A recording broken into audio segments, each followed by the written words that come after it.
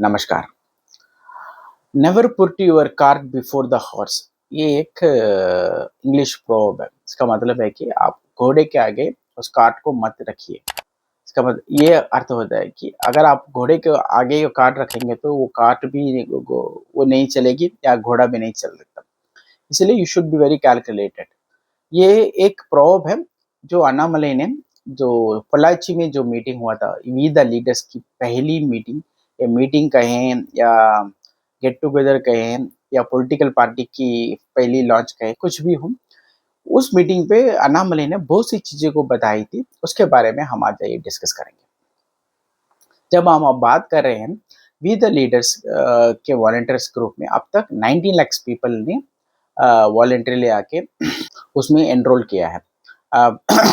10 our में 10 लाख हुए थे, 2 दिन में 16 लैक्स हुए थे। The next 3 lakhs took around a month, बहुत दिन हो गए। And that also shows that the first were the real people who were so their Annamalai के फैंस है, उनके जो सपोर्टर्स हैं, उन्होंने बहुत वॉलंटियर किया। अब slowly it's taking its time and space to fill into the target. Annamalai ने कहा है कि जब तक हम 50 लाख वॉलंटियर्स इस ऑर्गेनाइजेशन विद लीडर्स ऑर्गेनाइजेशन में एनरोल नहीं करेंगे, तब तक हम पॉलिटिकल पार्टी नहीं स्टार्ट करेंगे। तब ये ऑर्गेनाइजेशन को पॉलिटिकल पार्टी की तरह नहीं बनाएंगे। The next step to become the political party नहीं बनाएंगे, इन्होंने कहा था। और उन्होंने इस मीटिंग में, इस पब्लिक गैदरिंग में बहुत से कुछ अपनी आइडियोलॉजी और इस ऑर्गेनाइजेशन आइडियोलॉजी के बारे में बहुत सी चीज़ें क्लियर की थी। मैं ये कह रहा कि ये आपको ये सोचना चाहिए कि अन्नामलई ने 50 लाख वॉलंटियर्स को जब तक हम 50 लाख वॉलंटियर नहीं रीच करेंगे, हम ये पॉलिटिकल पार्टी नहीं बनाएंगे, ऐसे क्यों कहा था? वो कह सकते थे 25 लाख भी कह सकते थे, या 40 लाख भी कह सकते थे, या 1 करोड़ भी कह सकते थे। इसके पीछे एक पॉलिटिकल स्ट्रैटेजी है। देखिए कि 2024 में जब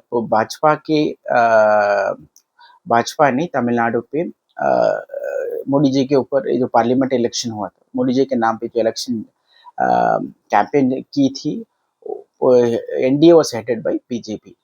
बीजेपी ने 24 सीट्स में कंटेस्ट किया था आउट ऑफ 39 पार्लियामेंट्री सीट्स में, और उनको मिला था 46 लाख वोट मिला था।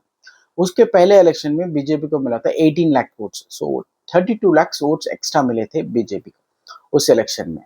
सो वो एक था। और दूसरी बात ये है कि जब असेंबली इलेक्शन जब खत्म हुए 2026 में तमिलनाडु पे,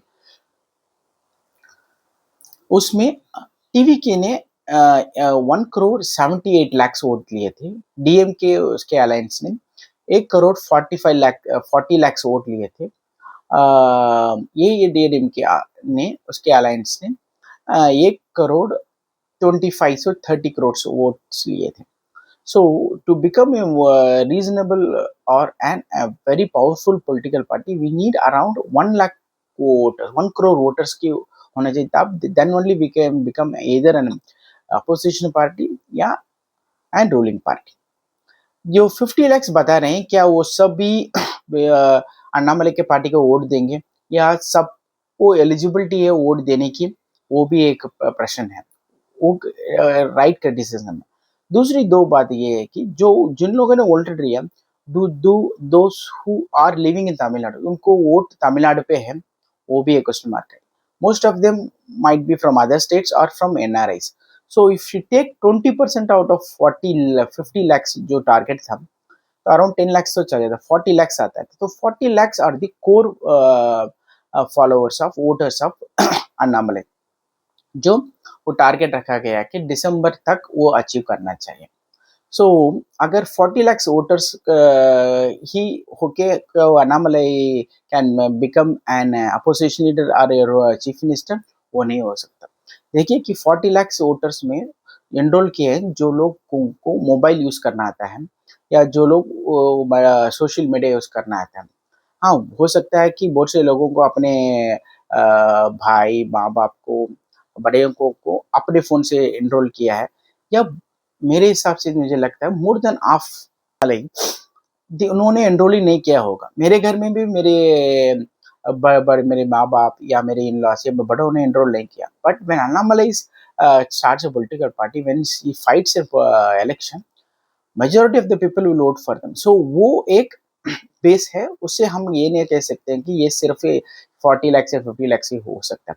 और ये अगले 4 साल में, अगले 4.5 years में इट कैन go 100% या 200%। इफ इट ग्रोस टू 200%, तो थिंक अगर 40 लाख 200% ग्रोथ होता है तो इट कम्स अराउंड 1,20,00,000 मैंने पहले ही कहा था टीवी के डीएमके एडीएम को कितना वोट मिला था। अगर from zero to someone is getting around 1,20,00,000, ये कहाँ से आएगा?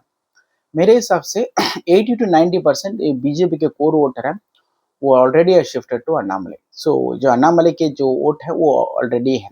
सो 50 lakhs वोट्स जो बीजेपी का है, जो अन्नामलाई ने कमाया था, that will be his first major foundation voters. बाकी 50 to 70 लाख वोट्स होंगे, अदर पार्टी से आएंगे। टीवी के से बहुत से लोग आ सकते हैं। when people are fed up with the TVK or their misgovernance, their ignorance, their childishness, वहाँ से लोग आ सकते हैं, स्पेशली यूथ। डीएमके से बहुत कम लोग आएंगे मेरे हिसाब से। The one party wear that will not affected by Annamalai will be DMK, और डीएमके हो सकता है मेरे हिसाब से 20 या 25% लोग वहां से आ सकते हैं। I may be wrong, I am just making an assumption. ADM से बहुत से लोग आ सकते हैं मेरे हिसाब से। मोर देन 50% ऑफ एडीएम के ground grass root workers, middle politicians, जो टॉप मिनिस्टर से नहीं हो, जो मावटे चला, जो कहते हैं कि उस डिस्ट्रिक्ट के बड़े लोग होते हैं, उस एरिया के बड़े बड़े पॉलिटिकल पार्टी के जो मैनेज करते हैं पॉलिटिकल पार्टी, वो लोग आ सकते हैं। वो लोग क्यों आ सकते हैं? क्योंकि आपको तो पता है होगा कि lot of MLAs and ministers, a lot of top leaders for ADMK are joining TVK। मैं जैसे बात कर रहा हूँ, about 20, 25, 30 MLAs, ex-MLAs, MLAs, big party leaders of ADMK are joining the TVK। So the ADMK is already losing the steam। मुझे नहीं लगता कि 2031 में it will have any chance even to come fourth ही आएगी। मेरे हिसाब से वो लगता है कि ADMK will become another JDS of Karnataka. Mayawati, जो यूपी के मायावती की जैसी बनेगी, उत्तम ठाकरे पवार की जैसे जो महाराष्ट्र में वहां पर थर्ड फोर्थ लेवल की पार्टी बनेगी, that can not win the election on its own. वो हल हो सकता है। और वैसे भी पॉलिटिक्स में जो लोग आते हैं प्रॉब्ली फ्रॉम अदर पार्टीज, वो are in politics for more than a decade, उनको तो पावर चाहिए या उनको एक पोजीशन चाहिए। सो एडीएमके में रह के उनको मालूम नहीं कि उनको पोजीशन मिल सकता है, क्या उनको पावर मिल सकता है? वो नहीं मिलेगा। See, when you are opposition party या ruling party, you will get power. So उनको पता है एडीएमके की अपोजिशन में भी नहीं आ सकती, रूलिंग पार्टी तो भूल ही चाहिए। So lot of people will come from that party, and DMK से भी बहुत से लोग आ सकते हैं because of the charisma of Annamalai. क्योंकि अगर स्टालिन के बाद आएगा तो उसका बेटा उदयनिधि आएगा, एंड उदयनिधि और विजय में तो कोई फर्क ही नहीं है। Little bit of the stardom of Vijay and the no stardom of Udhayanidhi. बहुतों को पॉलिटिकल नॉलेज नहीं है, कॉमन सेंस नहीं है, आईक्यू नहीं है। सो वहां से भी लोग आ सकते हैं। So he will capture the imagination and the wish of all the youngsters and people who want change। And Annamalai की ये सबसे बड़ी खास बात है कि he has a lot of fan following, people like him from irrespective of the political parties, be it children, be it youngsters, be it family members around middle age people around the 35 to 55, and even old people, they all like him। He is not a person, एक particular segment के लोगों को वो पसंद है। Everybody likes him, which is an astonishing something like Modi ji. Modi ji को सब लोग पसंद करते हैं। इज नॉट समवन वो पर्टिकुलर सेगमेंट के लोग ही पसंद करते हैं। Modi is liked by everybody except few का लोग जो कम्युनिटी के हैं, जो कुछ आइडियोलॉजी के लगे, except those people, lot of people like him. people may not vote for him, but they like and admire him। like that Annamalai के भी एक बहुत बड़ी फैन फॉलोइंग है। the people respecting for his dareness and his honesty। ये हुई थी अन्नामलाई की पॉलिटिकल पार्टी होगी या वो पॉलिटिकल स्टार्ट करेंगे, उसका अंजाम क्या होगा, ये सब मेरी analysis. I am not saying I will be right, but this is my guess, this is my assumption और माय एनालिसिस।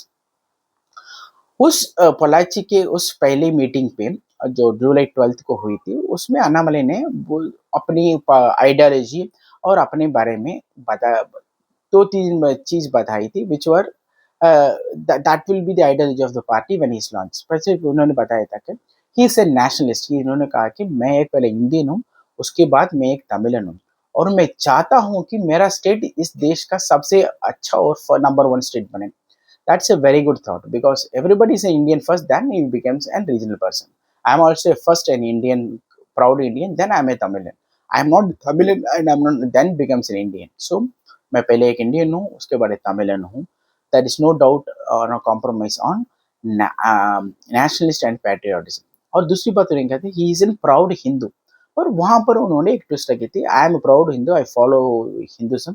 उसमें मुझे कोई I am not ashamed of that. But I will keep my religion at home while I come to serve people or when I represent my organization. So this lot of right wing people, especially from BJP and mostly majority of the people from North India, they took it in other ways. They are saying that कि अन्नामलई ने अपना stand बदल दिया, ही is going out derailing from the Hindutva politics and people who does not know about Tamil Nadu politics. जैसे कि मुझे north India के politics में कुछ इतना डीपली पता नहीं, मुझे तो कुछ भी पता नहीं है। आई am just an very normal person and ए डम पर्सन, मुझे कुछ भी पता नहीं। अगर मैं उनकी हर एक स्टेट की हर एक कोर इश्यूज होती है and the elections are fought and different kind of things according to the culture, caste, community, बहुत सी थिंग्स आते हैं। सो अन्नामलई को उसको कैच करना है। You can't just say like an BJP person. If he says like a BJP person, what is the point difference between a BJP and Annamalai party? So he wants to separate that and stand his own identity. इसलिए उन्होंने ये कहा था और that is what he should be doing. See, ultimately, if you want to do something good, you have to be in power. See, uh, अगर मोदी जी को इस देश का सराहना है तो बाई हुक एंड कुक it does not matter, he has to win elections. Seats कम भी आए जैसे कि 24 में कम आए, but he has only when you come to power you can do something good to the people. If you say I will come to power only by straight and honest means, that will never happen. Chanakya नीति भी वो नहीं कहती है ना, to win a war you have to win a war, doesn't matter how you win. Krishna भगवान ने भी ऐसे किया था ना, you have to win a war, that is dharma. To win a right war is important, the way is not much more important. क्योंकि अगर people opposite around you, जो लोग वो धर्म फॉलो नहीं कर रहे थे, what's the point you being right and following the dharma? So he is targeting the other religion people like Christian and Muslims who are moderate, who wants a change and who are not hardcore believers in their own religion, वो target कर रहे हैं। Other political parties के लोगों को target कर रहे हैं। और उसमें बहुत ही इंटरेस्टिंग बात ये कही थी, आउट ऑफ 19 लाख पीपल जो वॉलंटरी जब तक साइन हुए हैं, जब मैं रिकॉर्ड कर रहा हूँ जुलाई 16 को, 55% are below the age of 40। That is very good news. So 55% are below 40 and in that 100%, in the 19 lakh, 17% are women. That is also very striking for a new political party। 17% women होना भी बहुत important है, especially in political parties, क्योंकि आप सबको पता है women's the contribution और women's don't hesitate to come to politics। वहाँ पर it's a men's world है ना, वुमेन्स को सर्वाइव करना बहुत ही मुश्किल होता है, physically, mentally, both. I am talking about very few people, very few women succeeded like Indira Gandhi, Jayalalithaa, Mayawati, Mamta. There are very few people who have succeeded. Um, if you take the other politicians, there are hundreds of men who have succeeded in all states. So वो एक striking बात है। ये सब data लेके बने और उन्होंने एक 6 मंथ्स का गोल रखा है starting from July. So 6 months को दे पुशिंग टू रीच 50 lakhs। उसके लिए एक एक मंथ के लिए एक एक इश्यू को लेके वो बात करने वाले हैं। For the month of July they say they will talk about drugs. और पोलाची के मीटिंग, फर्स्ट मीटिंग में भी the party boss no to drugs के से नो टू ड्रग्स के बारे में बात किया था। और उसका सेकेंड मीटिंग होगा तिरुचेंदूर, जो मुरुगन की 6 most important places of worship Tamil Nadu पे, वहाँ पर होगा 26 ऑफ जुलाई को सेकेंड मीटिंग हो रहा है इस मंथ में। वहाँ पर वो क्या कहेंगे वो भी इंटरेस्टिंग होगा। उससे अपने आइडियोलॉजी और अपने बारे में और he will add some more things, वो देखना पड़ेगा। नेक्स्ट मंथ हो रहा है अगस्त। अगस्त में उन्होंने कहा था कि will talk about environment. Environment this are very catchy और some kind of socialistic terms. Drugs, say no to drugs, environment, all this. पर ये सब बहुत इम्पैक्ट करते हैं। ड्रग्स का मतलब ये नहीं है कि सिर्फ दारू पियो। Drugs is more like cocaine. से अगर कोई दारू पी रहा, सिगरेट पी रहा, तो we can know it from smell और बाय दिस एक्टिविटी। ड्रग्स एक ऐसी चीज है, हमें पता ही नहीं चलता कि he is taking the drugs, specially kids in schools. हमें पता ही नहीं चलता he is taking drugs. Suddenly you will find that he has taking drugs. वो हमारी सोसाइटी और हमारे फ्यूचर को स्पॉइल कर सकता है। इसीलिए हम अपने बच्चों के ऊपर we should keep a very very close eye on them. they getting into drugs? उसके लिए whether I'm not talking about Annamalai or the thing, it's a responsibility and a duty of every parents to track and keep a close eye on our children to get them involved into using drugs. Second, environment में लोग बहुत बात करते हैं, है ना, very fancy store ना। Environment अगर कुछ डेवलपमेंट होती है एनवायरमेंट से कहते हैं ये हो जाए, ट्री हो जाएगा, वो हो जाएगा, destroying forest, trees and other animals and all those things. वो सिर्फ वो दिखावा नहीं है। एनवायरमेंट का मतलब चेंजिंग क्लाइमेट चेंज। हम I am in Chennai and Tamil Nadu. मुझे मालूम है कि कर्नाटक में बारिश हो रही है, गुजरात में बारिश हो रही है, महाराष्ट्र में बारिश हो रही है, दिल्ली में बारिश हो रही है, बाकी सभी जगह बारिश हो रही है, उड़ीसा में बारिश हो रही है। आज तो जय जगन्नाथ जी का रथ यात्रा की पहली शुभकामनाएं स्टार्ट हो रही है, जय जगन्नाथ। वहां भी बारिश हो रही है, बट यहाँ पर बारिश नहीं हो रही। That is a difference. एक particular state is not getting lot of not even basic rainfall, but जहाँ रेनफॉल की जरूरत बहुत जरूरत से ज्यादा हो रही है, like Mumbai and Gujarat. So these are the changes that is slowly affecting not only the state, also our country. उसके बारे में बात करने की बात की है।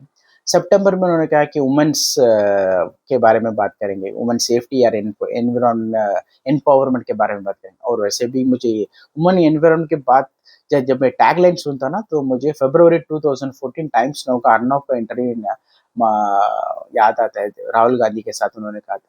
तो एनवायरमेंट उस समय मुझे लगता है 26 टाइम्स और 16 टाइम्स राहुल गांधी ने कहा women empowerment, women empowerment, women empowerment. So it's not just a slogan, no. You had to do it. Like Modi ji is trying to bring 33% women reservation in parliament. In February को उन्होंने लाने की कोशिश की थी, वो fail हो गई है। Hope that he will bring that in the coming monsoon session. So उसके बाद होगा कि अक्टूबर में स्टूडेंट्स की ट्रेनिंग। वो ट्रेनिंग बताया, पता नहीं है कि वो कौन सा ट्रेनिंग है, whether it will be training on behalf of we the leaders to create the leaders जो आने वाले हैं उस पार्टी उसमें है, या फॉर द स्टूडेंट्स वो स्टडिंग 12th और लुकिंग फॉर हायर स्टडीज में कौन सा लेना चाहिए, क्या लेना चाहिए, ऐसी जनरल टॉपिक के बारे में होगा, वो हमें पता नहीं। उसके बाद है नवंबर और दिसंबर, they will come up with another issues. So ये सब कलेक्ट करके to reach out to the public they are targeting around 50 lakhs। अगर 50 lakhs दे अचीव, मुझे लगता है कि they will might announce in Thai, that means in the month of January. Thai Masam is called the month of Jan, harvest festival, the Pongal. They will say that we are going to announce some political party. They might launch a political party in February, or if it takes time, if they're not able to reach 50 lakhs, if they're reaching around February or after Thai Masam, if they feel that they could reach in month of April, they could. Chittirai is also a very important month for Tamils. So April 14th को they might launch somewhere time. I'm not saying exact date. उस आजू बाजू में next summer में भी वो party launch कर सकते हैं। और I may be completely wrong, they will launch a political party in 2028 also. मुझे क्या पता, और एंड ऑफ 2027 मुझे पता नहीं। सी ये सब मेरी एनालिसिस है और मेरी असम्पशंस है। आई am not such a big political pandit who knows everything about politics. So Annamalai की एक पहली public meeting है which was very successful because it did, there was no advertisement in newspaper, social media, ये सब आए थे सिर्फ on the word of mouth और social media के तरह से। There was no formal invitation given to any person. Lot of VIPs from other political parties also participated in the public gathering. So देखते हैं कि बी द लीडर्स की अगली क्या होती है ना, व्हाट दे डू नेक्स्ट।